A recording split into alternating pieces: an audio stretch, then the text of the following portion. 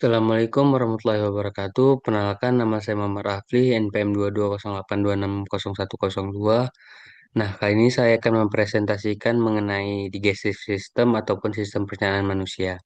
Nah, sistem pencernaan manusia ini merupakan sistem organ yang berfungsi mengolah makanan menjadi zat-zat yang lebih sederhana, sehingga dapat diserap oleh tubuh sebagai sumber energi, bahan pembangun jaringan, serta pengatur berbagai proses metabolisme.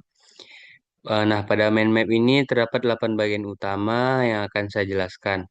Nah, untuk yang pertama ada anatomi organ sistem pencernaan. Nah, pada anatomi ini proses pencernaan itu dimulai dari mulut. Dalam mulut itu terjadi pencernaan mekanik melalui proses mengunyah menggunakan gigi dan lidah. Selain itu, juga terjadi pencernaan kimiawi karena saliva mengandung enzim amilase yang mulai memecah karbohidrat menjadi molekul yang lebih sederhana. Nah, makanan yang telah dikunyahnya akan membentuk bolus. Selanjutnya, bolus itu akan masuk ke faring dan esofagus. Pada bagian ini terjadi proses menelan atau deglutisi, kemudian makanan didorong menuju lambung melalui gerakan peristaltik. Di lambung, makanan disimpan sementara dan dicampur dengan asam lambung atau HCl serta enzim pepsin. Nah, HCl ini berfungsi menciptakan suasana asam sekaligus membunuh sebagian mikroorganisme, sedangkan pepsin itu mulai mencerna protein. Setelah bercampur sempurna, bol itu akan berubah menjadi kimus atau eh, cime. Nah, berikutnya adalah hati dan kandung empedu. Hati itu menghasilkan empedu yang disimpan di kantung empedu. Empedu itu berfungsi mengemulsikan lemak sehingga lebih mudah dicerna oleh enzim lipase. Selanjutnya untuk pankreas itu menghasilkan berbagai enzim seperti amilase, lipase, dan protase serta bikarbonat yang berfungsi menetralkan asam dari lambung sebelum makanan masuk ke usus halus. Nah, kemudian makanan itu masuk ke usus halus yang terdiri atas duodenum, jejunum, dan ileum. Disinilah sebagian besar proses pencernaan kimiawi dan penyerapan zat gizi berlangsung melalui fili dan mikrofili. Sisi makanan kemudian menuju usus besar, tempat terjadinya penyerapan air dan elektrolit, pembentukan feses, serta aktivitas bakteri normal usus yang menghasilkan vitamin K dan beberapa vitamin B. Terakhir adalah rektum dan anus, itu yang berfungsi menyimpan sementara feses sebelum dikeluarkan melalui proses defekasi. Nah, lalu lanjut kedua itu fungsi utama sistem pencernaan. Nah, untuk fungsinya itu ada beberapa fungsi. Yang pertama adalah ingesti, yaitu untuk memasukkan makanan ke dalam tubuh. Lalu ada sekresi, yaitu pengeluaran cairan pencernaan seperti enzim, asam lambung, empedu, dan mukus. Lalu ada pencernaan, yaitu memecah makanan dari molekul kompleks menjadi molekul yang lebih sederhana. Yang keempat ada absorpsi, yaitu penyerapan hasil pencernaan ke dalam pembuluh darah maupun pembuluh limfe. Yang terakhir ada eliminasi, yaitu mengeluarkan sisa makanan yang tidak dapat dicerna dalam bentuk feses. Lalu yang ketiga ada proses pencernaan. Nah, pada proses pencernaan ini ada yang tahap pertamanya itu ada eh, ingesti, itu yaitu makanan itu masuk ke mulut. Nah, lalu tahapan kedua itu ada pencernaan mekanik, yaitu penghancuran makanan secara fisik melalui pengunyahan di mulut, pengadukan di lambung, dan segmentasi di usus. Tahap ketiga adalah pencernaan kimiawi, yaitu pemecahan makanan oleh enzim menjadi molekul yang dapat diserap tubuh. Tahap keempat adalah absorpsi, yaitu yang terutama terjadi di usus halus melalui jonjot usus atau fili.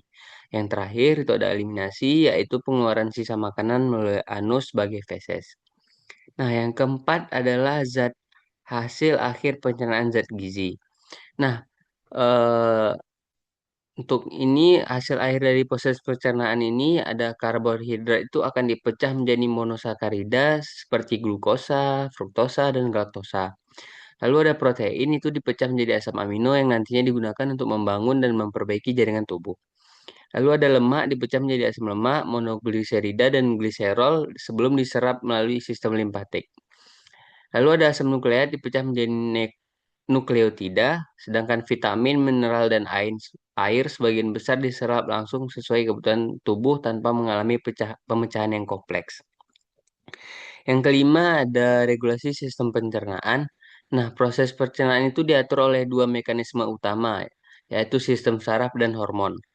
Pada sistem saraf terdapat enteric nervous system atau ENS yang sering disebut sebagai otak kedua saluran cerna karena mampu mengatur motilitas dan sekresi secara mandiri. Selain itu, terdapat saraf parasimpatis yang meningkatkan aktivitas pencernaan, sedangkan saraf simpatis menghambat aktivitas pencernaan terutama saat tubuh berada dalam kondisi stres. Regulasi hormonal melibatkan beberapa hormon penting, tuh gastrin merangsang sekresi asam lambung, terus ada sekretin merangsang pankreas menghasilkan bikarbonat. Lalu ada CCK atau kolecistokinin itu merangsang kontraksi kandung empedu dan pelepasan enzim pankreas. Terus ada GIP membantu merangsang sekresi insulin.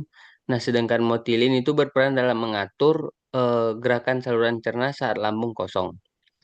Lalu yang keenam ada lapisan dinding saluran cerna. Nah, dinding saluran cerna ini terdiri atas 4 lapisan utama. Lapisan pertama itu adalah mukosa yang berfungsi sebagai tempat sekresi, absorpsi, dan perlindungan.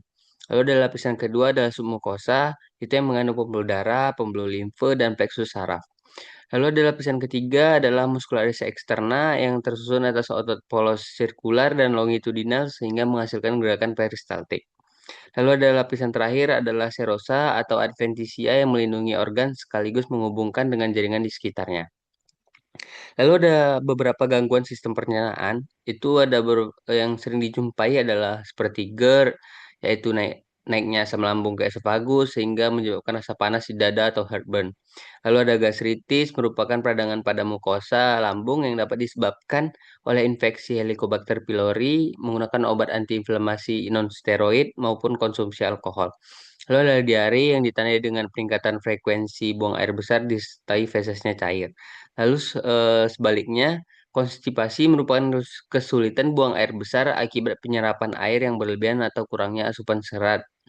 Lalu selain itu terdapat hepatitis, yaitu peradangan hati, apendisitis, yaitu peradangan usus buntu, lalu ada IBS, yaitu gangguan fungsional usus yang ditandai dengan nyeri perut dan perubahan pola buang air besar. Nah, lalu yang terakhir itu ada yaitu menjaga kesehatan sistem pencernaan. Untuk menjaga kesehatan sistem pencernaan ini dapat dilakukan beberapa cara, yaitu mengkonsumsi makanan bergizi seimbang, minum air putih yang cukup, memperbanyak asupan serat, berolahraga secara teratur, menghindari rokok dan alkohol, menjaga kebersihan makanan dan tangan, serta mengelola stres dan mencukupi waktu istirahat. Nah, kebiasaan-kebiasaan tersebut dapat membantu menjaga fungsi saluran cerna tetap optimal dan mencegah berbagai penyakit pencernaan. Nah, sebagai penutup, untuk kesimpulannya, sistem pencernaan ini merupakan sistem yang sangat penting karena bertanggung jawab mengubah makanan menjadi zat gizi yang dapat dimanfaatkan tubuh kita. Sistem ini melibatkan berbagai organ yang bekerja secara terkoordinasi melalui mekanisme kimiawi, mekanik, saraf, dan hormonal. Oleh karena itu, menjaga kesehatan sistem pencernaan ini sangat penting untuk mempertahankan kesehatan tubuh secara keseluruhan. Sekian presentasi dari saya, mungkin ini untuk referensinya. Sekian presentasi dari saya, lebih dan kurangnya saya mohon maaf. Kepada Allah saya mohon ampun. Saya tutup. Assalamualaikum warahmatullahi wabarakatuh.